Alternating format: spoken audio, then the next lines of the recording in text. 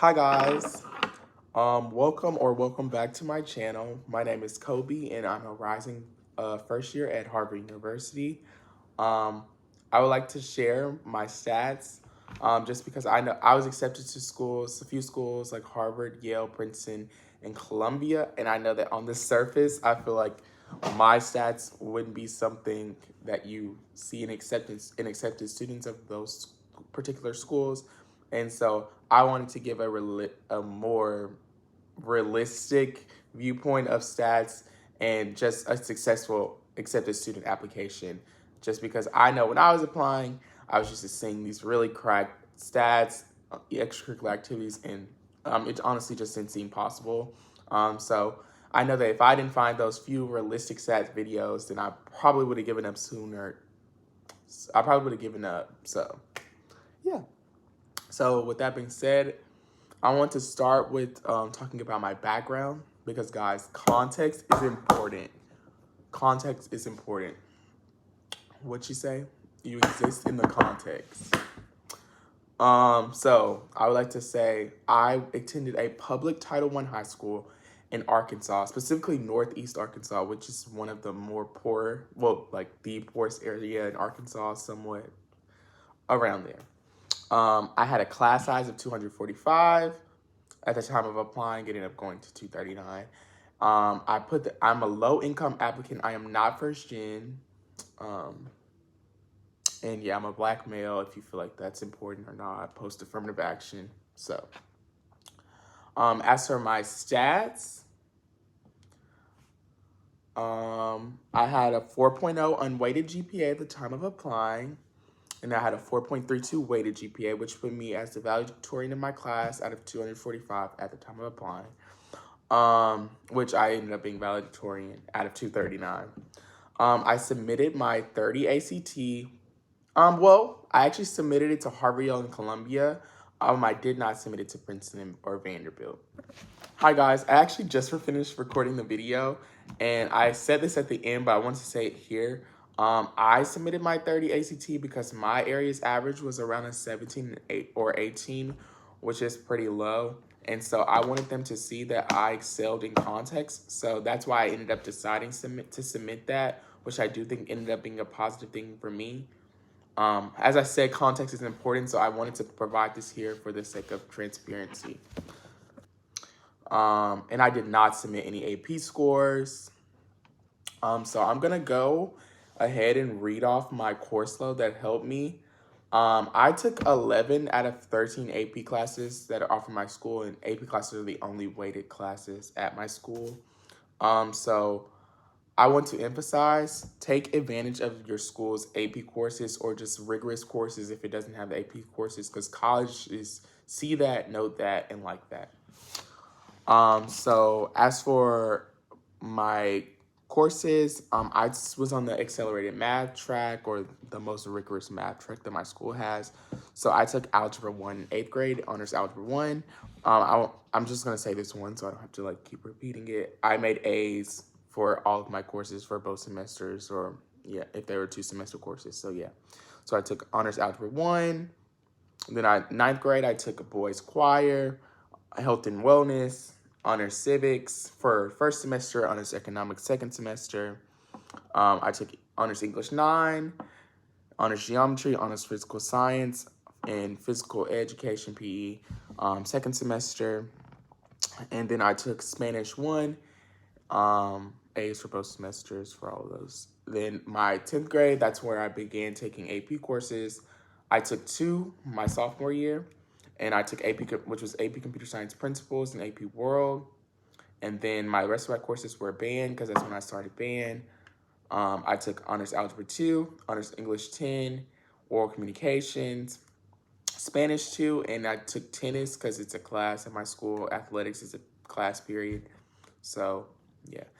My junior year is where I really loaded up on the AP courses. So my junior year, I took AP Biology, AP English Language, AP Euro, AP Stat, AP US History, Band, Pre-Cal, which my school didn't have like an AP Pre-Cal or anything, and tennis. And then my senior year, I took 4 APs, and 3 dual enrollment courses. So I took AP Calculus AB, AP English Lit, AP Psych, AP US Government Politics. I took Intro to Theater, dual enrollment, Oral Communications, dual enrollment. Then I also took Sociology, second semester. And then I took Band, and then I also took Tennis, um, which was, yeah, like I said, the athletic period. As for my extracurricular activities, this is where I feel like my application somewhat shined and it showed my work ethic, and I feel like it just showed the best parts of me. So I'm gonna get into my extracurricular activities. Hopefully, I can figure out how to put it somewhere on the screen. So my first, you list them in order from most to least important to you. So my first activity, I put that I was the tennis captain for my school's tennis team. And so I did that for 10th through 12th grade, 20 hours per week, 40 weeks per year. And I was the #1 singles player, and I mentored new players, honing my skills while fostering tennis interests. And I increased participation from 9 to 25 plus prospective players. I think me listing tennis first showed the admissions officers that I wasn't just like stating something, like it was something that was genuinely important to me. So I wanted to make sure to put this as my #1 just because it was my favorite activity. Okay, sorry guys, I just yelled at my dog. So sorry if you heard the barking in the background. My second activity was that I was an intern in my school's college and career counselor's office. And so that was for only 12th grade for 10 hours a week for 36 weeks per year. So for context of that, I worked in the career coach's office in my online college periods because those dual enrollment classes were online. So I just did that outside of school. And so I helped students and helped the counselors like get an understanding of like top school admissions process.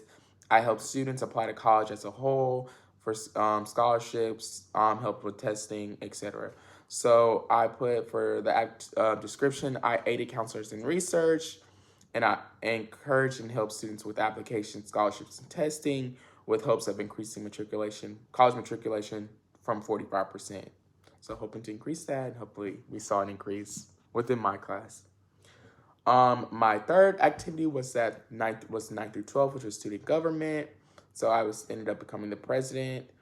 So my description was that I served as a pipeline for the student body to the administration through addressing inter-school issues, hosted events like the recent Senior Sunrise. At the time, that was like a recent event of ours.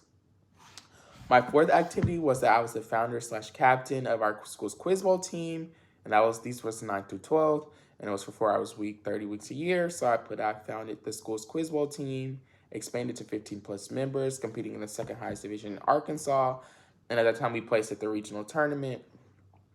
My fifth activity was I was the National Honor Society Leadership Committee Chair, which is the highest position at my school. We have committees, and so you can be a chair of that committee, and that's the highest position. And so I put that I started the Shadow Program, integrating new students to the school's culture through a co-opting program, and that we raised $2,000 for families in transition, which helped domestic violence victims, a local nonprofit. I also put my sixth activity was that I was a front ensemble/percussionist for the Marion Patriot Pride Marching Band, my school, and concert band. I put that I was a leader within the percussionist/front ensemble section, which keep in mind, I was not a section leader, but I was a leader within that. So I wanted to highlight that I held leadership responsibilities within the section.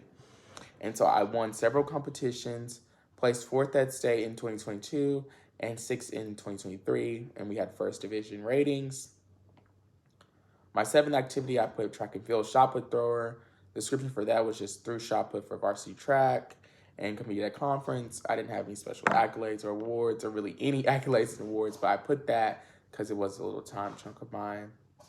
My eighth activity was I was the president of Mu Alpha Theta, so the description was president of the highest math honor society, president at school, with the main project fundraising for a scholarship for seniors.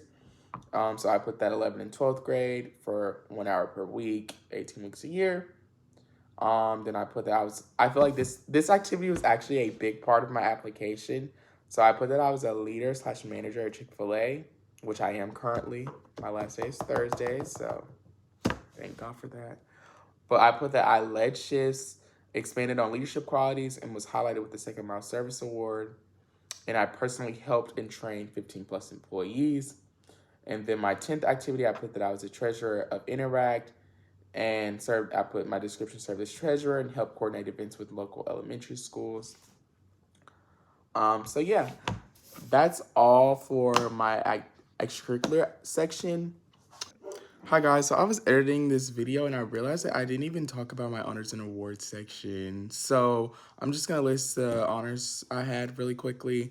They were nothing crazy special, so that's why another reason why I wanted to make sure to put it, just to show you don't need any crazy national awards.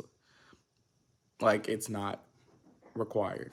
So I was the Gates Scholarship semifinalist.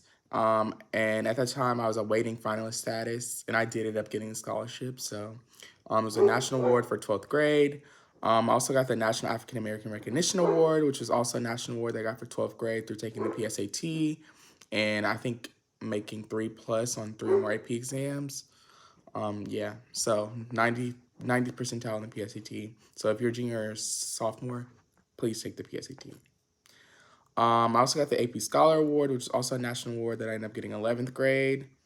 I got this award called the Patriot Award, which is like the highest sports honor in my school, which I got 11th and 12th grade, just a school award. And then I also got this Interview Community Service Award, which was a national award that I got in 11th grade, just through listing my community service hours on this app called Interview, just logging my hours. So yeah, that's pretty much it. Nothing crazy, nothing special.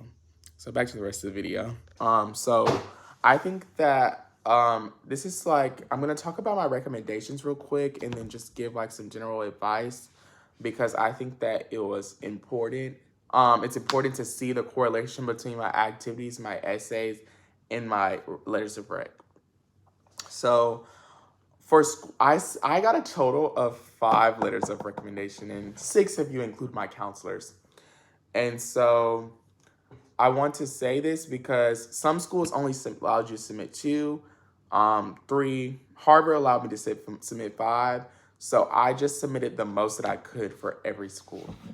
And so the main 2 that I used for every school was my AP language teacher, which she wrote a really good recommendation. I don't know, obviously, the standards of which they saw it as, but I read it and I thought it was a really good recommendation. And then I also submitted one for my pre-calculus / AP statistics teacher at the time, which ended up being my AP calculus teacher.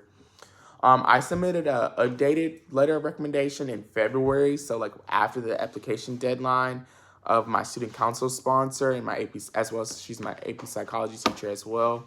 And she wrote an amazing letter of recommendation. So if she saw that, if they admissions officers read that, then I have no doubt that it helped my application.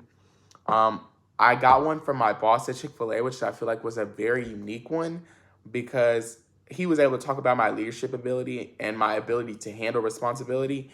And so I think that that was a really niche one that helped me a lot.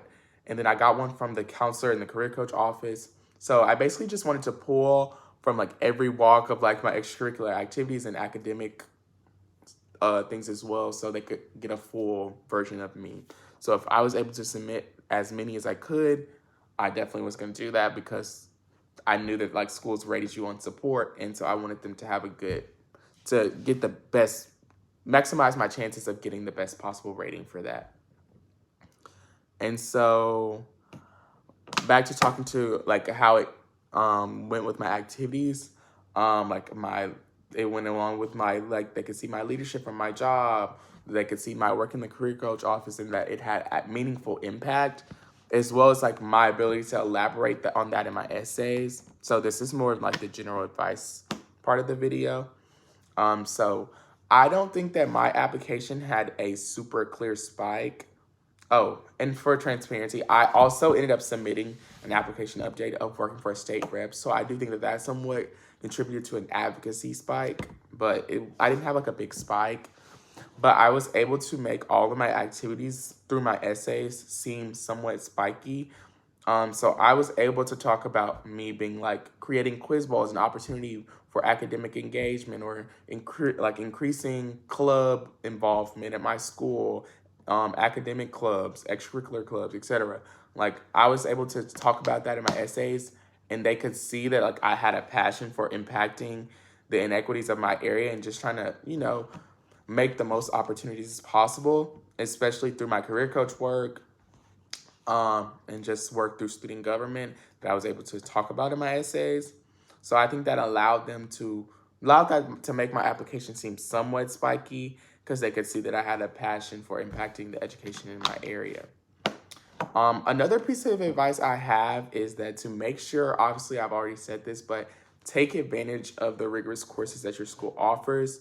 The admissions officers get like a background report of your school. They know what courses your school your school is offering. So you want to make sure that they see that you took the most rigorous and most demanding course load at your school. And three, test scores are important. I'm not going to take away from the importance of that, especially now that we're leaving the test optional world. But don't allow your stats to discourage you from applying to a school, because while you may feel like your test score is inadequate at this time of like inflated test scores, you don't know. Like I ended up submitting my 30 because I knew that in context to my region, the average the average was low. And so I knew that I wanted to submit that so they could see that I outperformed the people in my area and I excelled in context. And they'll have that same mindset when looking at your test score. And sometimes like I said, the test scores are inflated, so you might not think it's enough, but it might end up being enough for you, especially if everything else is strong. So don't let your test scores discourage you from applying to a school, because you never know what the outcome might be. And I'd say that's pretty much it. Thank you guys for checking out my video. If you guys want to see like more college content, I'm going to campus in less than a month. If you guys want me to view my admissions file when I get there or read any of my supplementals, let me know in the comments. Thank you guys for checking out my video. And yeah, we'll see you guys next time. Bye.